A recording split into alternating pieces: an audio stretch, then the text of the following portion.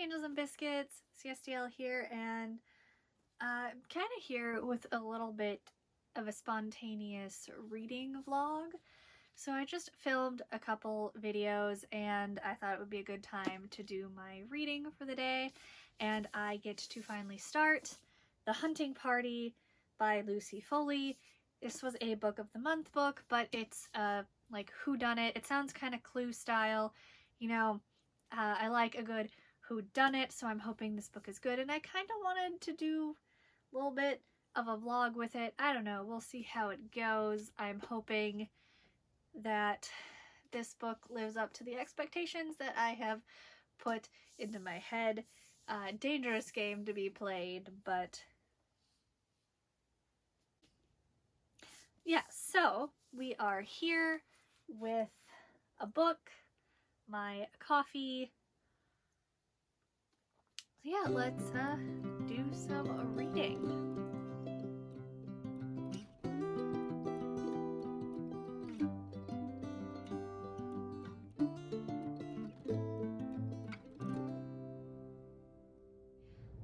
Okay, so I have read about the first 20 pages. I will read some more later, but for now I'm just gonna read the 20. I will probably do another 20 or so later. Interesting start. So the book itself is about this group of friends. They met in college, all but one who is kind of the new addition. She's dating one of these friends. It's been like 3 years, but she's apparently still like the outcast of the group, or the outlier. So I will read you guys this little inside thing, and then I will talk about the 20 pages that I read. So it says, all of them are friends, one of them is a killer. During the languid days of the Christmas break, a group of 30-something friends from Oxford meet to welcome in the new year together, a tradition they began as students 10 years ago. For this vacation, they've chosen an idyllic and isolated estate in the Scottish Highlands, the perfect place to get away and unwind by themselves. They arrive on December 30th, just before a historic blizzard seals the lodge off from the outside world. 2 days later, on New Year's Day, one of them is dead. The trip began innocently enough: admiration of the stunning, if foreboding, scenery, champagne in front of a crackling fire, and reminiscence about the past. But after a decade, the weight of secret resentments has grown too heavy for the group's tenuous nostalgia to bear. Amid the boisterous revelry of New Year's Eve, the cord holding them together snaps. Now one of them is dead, and another one of them did it. Keep your friends close, the old adage goes, but just how close is too close? So, like it says, it's about this group of friends. It's an uneven number. Let's, I think the first chapter gives us everyone who is there. Yeah, so we have Emma and Mark, who are a couple, Miranda and Julian, Nick and Bo, Samira and Giles, with their 6-month-old baby Priya, and Katie, who is the single. So this book does alternate between perspectives. Like we start, and it time jumps a little bit, because the first chapter is January 2nd when they find the body, and then it goes back to 3 days prior when they arrive at this castle. So there's a little bit of jumping around, but it's fine. So far, the author is doing this fairly well. We get little hints just within the first 20 pages that, like, you know, each character has some sort of secret they're hiding.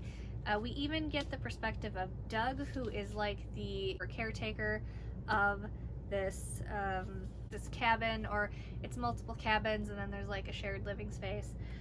So far, they really make Doug out to be like this suspicious dude, but it does say one of the friends is the killer in the little description, so I'm not putting my money on him. He's also the one who finds the body, which is And Doug seems like he has an interesting past. At first I was thinking maybe he was military, because it says he has seen dead bodies before and not just animals, so I thought maybe like he'd seen war or something. But then they talk later, like in that same chapter, that he's done, like, it made it seem like more he murdered people rather than, you know, took lives in war. Like it was a, like he snapped, something snapped in his brain. Maybe it was self-defense. He's not in jail, so I don't think he must not have done something outright illegal, right? Because he got this job. So like self-defense, maybe. Maybe it was still, you know, military and war, but I don't know what's up with Doug, and I kind of want to know what's up with Doug. Katie's got some suspicious qualities, because she's already admitting it, that she's the shy, quiet one. You know, in the movies, that she would be like the unassuming one, like, oh, the character you don't pay attention to, but like no secrets. But like really, the shy, quiet one does have the secrets, so she's got some secrets I'd like to know about. That does bring her up on the suspect list, but is that a red herring? She's the only single one, or is she the one that's found dead? I still don't know who is found dead. I haven't gotten that far where they have told me who actually is the victim here. So maybe Katie's the victim, but if she's not, she has secrets, or maybe the secrets are what get her killed. Ooh, there are just so many choices. And then we have Miranda and her husband. I think they're married. I think everyone, no, that's wrong. Emma and Mark, I don't think are married yet. They've been dating for like 3 years. But Miranda and Julian, I think it's Julian Miranda's.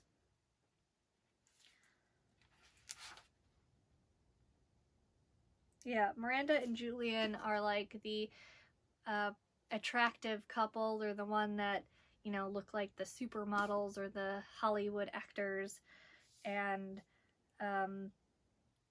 Katie wants to point out in the movie, they're the ones who have the dark secrets, and I'm sure they do. You know, maybe Julian killed Katie for something that happened when they all lived together. I don't know. So I've gotten a lot of information about, you know, like Katie and Emma, Mark, Miranda, Julian. I haven't seen a whole lot yet about Samira and Giles. Was it Samira? I'll get their names. This is still new. I'm still being introduced to all of them. Yeah, Samira and Giles, and Nick and Beau. Those four, we haven't had a lot of details told yet. We haven't seen everyone's perspectives yet either, but each perspective talks a little bit about other characters. But those four, still not a whole lot about them. And currently, with the January 2nd date, I've only gotten so far as they found the body, and then the December 30th dates, they've basically just arrived at their destination. They're driving to the cabins. They have to take 2 trips because it's a large group of people. So yeah, that is where I am at. They're in the car, they're talking. I just got Doug's perspective. He's my favorite so far. I don't know, maybe because he's so mysterious and he's already got such a mysterious past. It's just, I like it. That's my kind of character. Yeah, so more updates to come after I read some more. Maybe once I know who actually gets murdered, I can have a better idea of who is going to be my top suspect, and we'll go from there. Oh, totally forgot to add in there that I believe it was Emma who planned this whole trip, because she is the new person to the group yet, and she still thinks they kind of treat her like this new person in their group, and she was hoping this trip could help fix that. She wanted to go so perfectly. So maybe, like, Emma's not off my suspect list because, you know, what if someone tries to ruin her perfect plan? You know, she snaps to keep the perfect plan perfect, but then, you know, dead body and, you know, shenanigans ensue. So Emma is also not off my suspect list.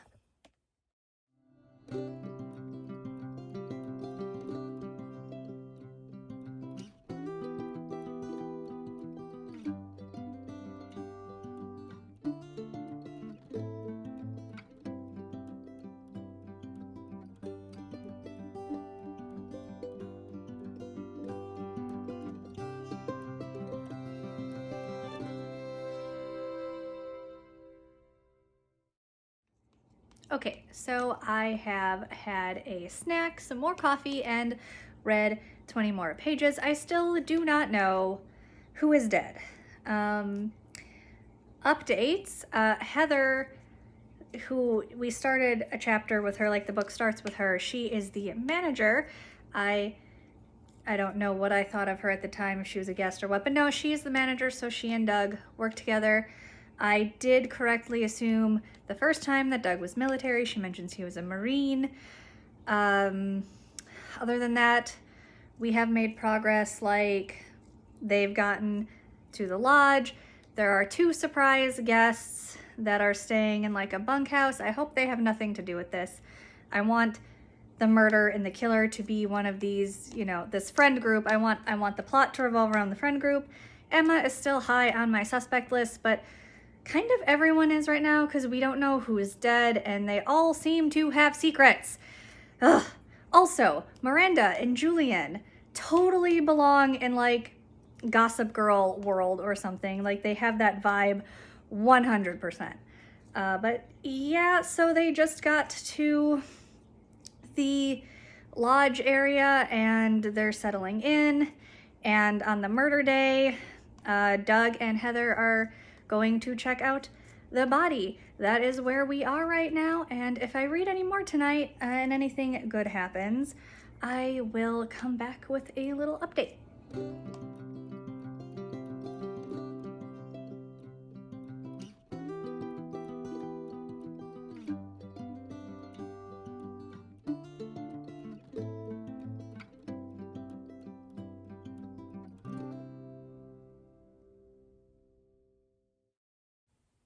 Okay, so quick little reading update. I wanted to get this put in the vlog like right away because we finally have some exciting news. We still don't know who is dead, but we do know it is one of the women of the party because Heather has come in to tell the group that they found the body and she is dead. So we have some progress.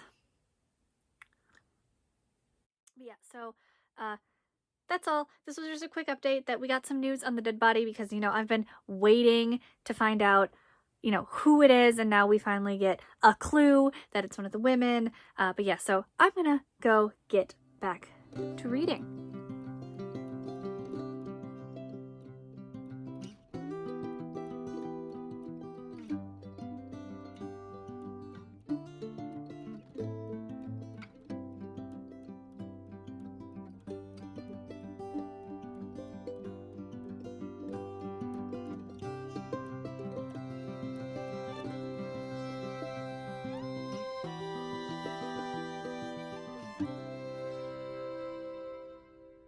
So, final update for tonight, which is this book is getting crafty.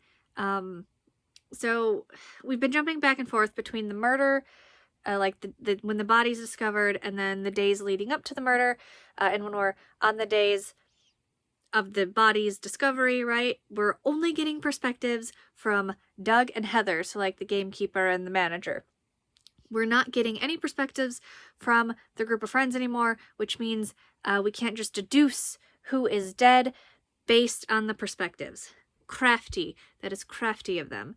And all that suspense and buildup is finally going somewhere because we're getting a bunch of secrets revealed with the days prior to the murder. Like, the secrets are coming out, and it's great. So yeah, we've made a lot of progress, and the exciting things are finally starting to happen. Okay, I know I said I was done with updates for the night, but I lied because I'm trying to finish this book tonight, and we're finally getting to some good stuff. So we just found out that Julian is cheating on Miranda with Miranda's best friend Katie, and Katie is pregnant, probably with Julian's baby. And on top of all that, Katie might be the dead one because Heather, the manager lady, overheard a conversation probably between Julian and Miranda, saying something along the lines of, when all this other stuff comes out about me, what are people going to think? They're going to think that I killed her. And Julian is into some money crimes right now, so it makes sense that it was Julian and Miranda talking, but who knows? But with the little breadcrumbs we're given so far, I think Katie is the dead one. We will see updates to come. It is Julian's baby. Katie's pregnant with Julian's baby, but maybe it's Miranda that they find dead because she's all, I'm gonna get the first train back to London after she catches Julian and Katie together. So maybe she's the body they find. Ugh, this is tough. Okay. There's a few possibilities here, and I'm not liking that we don't have more breadcrumbs. Okay. Back to book. We will finish this. Okay. So, the victim is a woman, and the killer is apparently a woman. So, was my initial theory that Emma was the killer, right? Or is this a Miranda and Katie thing because of, the whole cheating and the sleeping with her husband thing, and there's a lot going on there. But like,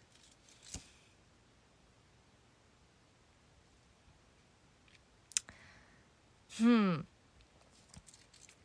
don't know why I still suspect Emma when all of the evidence is like Katie and Miranda right now. I don't know. We'll see. So, Emma totally did it. Emma was the killer. I totally suspected her from the beginning, so this makes me really happy. She was high on my suspect list. Something seemed off about her. Turns out she is kind of a crazy person, kind of a psychopath. And, yeah, so she killed Miranda. She tried to kill Katie. She was Miranda's stalker. She's been stalking her for like 14 years. She was obsessed with her. She's had this problem in the past, I guess, with other girls from like her younger school days, but it never progressed to the level that it did with Miranda. I don't know, that just kind of took a more drastic turn, I suppose. I don't know. But it was Emma. And she tried to kill Katie, but then Heather, the manager lady, shoved her out of the way in time. She's okay. She did not die. So Katie's fine. She's still gonna have Julian's baby. In the epilogue, they're not together, but she is. The baby's fine. She's gonna have the baby. Let's see. Heather's okay. Oh, and her and Doug thwarted this, like, secret drug ring that the owner of the lodge had going on. So there was a little side plot with that, and the Icelandic couple that was, like, the unexpected guests were a part of that. So all the characters kind of tied in to one of the two plots of the story, either the main plot or the side plot. But, yeah. So, we've finished the book, and it was good. I am glad I was able to guess the killer. That is my favorite part of these books. Like if I can guess the killer. And I did. I guessed the killer and I am so happy. And the characters were pretty good. They all had some secrets going on. It was a good time. I had a good time with the hunting party. And because it's like 2:30 in the morning, I'm not gonna go into too many details right now. But yeah, I will go into more details like tomorrow afternoon. So we have finished the hunting party, and it is like a very nice day out today for winter, like in the 30s. So I thought we could chat about it outside. Overall, I really enjoyed the book. It had very interesting characters. They didn't give you a lot of clues to who dies or who the murderer was until the very end, but they left little breadcrumbs throughout the whole thing. Like looking back, there's little breadcrumbs. I was able to guess the murderer, so that was great. A very big plus for me. I really liked what the book did because they had like two separate timelines going on, 2 days before and then the now. And in the now, they only showed you Heather and Doug. Like none of the party, none of the group of friends. I really liked that choice. While the past showed us the group of friends' perspectives, and it slowly built up like all their secrets and all of this stuff they've been keeping from each other for years, and obviously the secrets of Emma, the murderer, who totally called it from early on. But it's rant for another time. But overall, I was actually pretty impressed with the author's pacing of how she built up all of these secrets and this tension amongst the group of friends, while at the same time having this murder that has taken place. It was very good whodunit, in my opinion.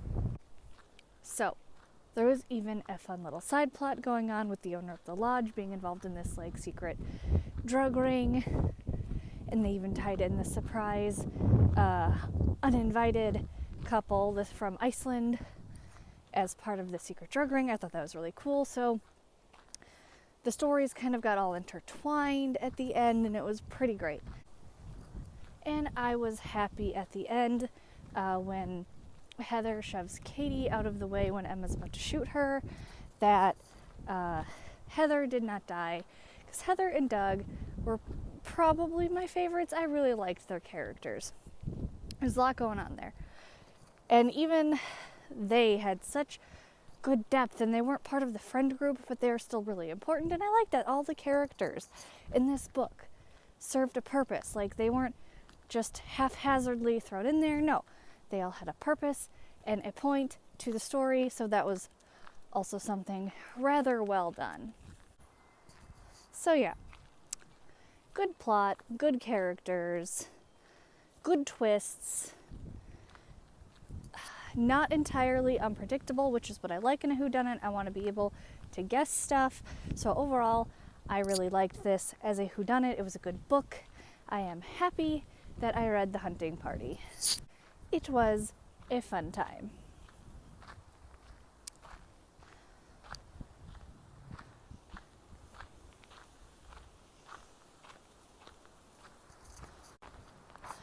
Let's talk characters quickly before we close this out.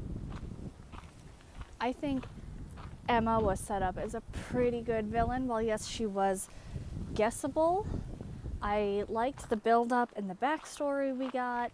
It wasn't like completely obvious that you had to like work for it. And I like how the build-up with Emma went. And Doug was totally a red herring. But because on the book it says one of this group of friends is a murderer and one is dead, I did not fall for the trap. Do not fall for the Doug trap. He's a decent guy.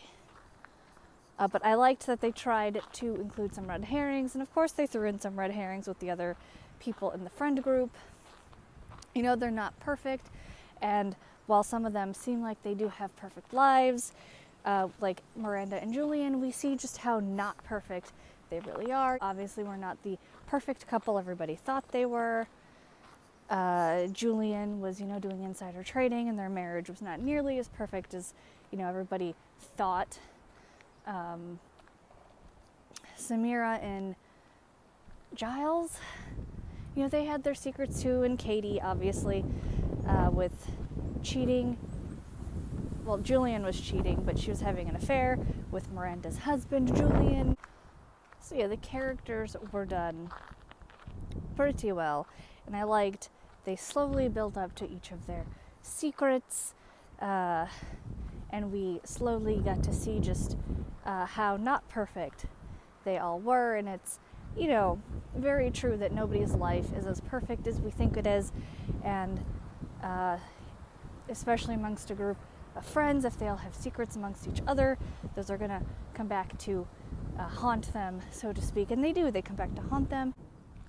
I don't think we spent any time with Samira and Giles, but I guess they were the most innocent characters out of all of them, so not really much suspicion there. Giles had, one kind of secret, but nothing huge, just that he and Miranda had a thing before he was with Samira.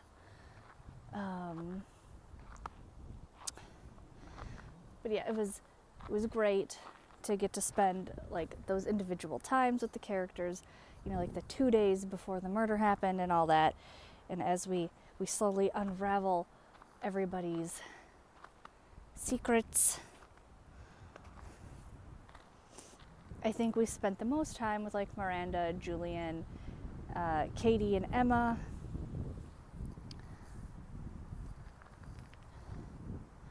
But they were kind of the biggest suspects anyway of the book, and they had the biggest secrets, Emma being Miranda's stalker, Katie sleeping with Julian, and Miranda, she was keeping secrets for Julian, and Miranda was keeping secrets for Julian, and just overall pretending things were a lot better than they were for herself, and not like sharing any of that with her friends, stuff like that. And we had Heather and Doug, who were really great characters in my opinion, who also had secrets and pasts, which we slowly got to unravel. As far as non-friend group characters, Heather and Doug we saw a lot from, and that was great, and their stories were very, pull at the heartstrings kind of things, and it was great. It was a fun time to see all of that unravel and come together. And I am so glad Heather and Doug might stay in touch at the end of this book. Like, he was with her in the hospital the whole time while she was recovering from being shot, and that was just very sweet, and I'm very happy that that was included. So I hope they can stay friends, maybe become more than friends later on after they work through a lot of their stuff. But yeah, overall I had a fun time with this book. It was a good read. Definitely no regrets here. Good whodunit.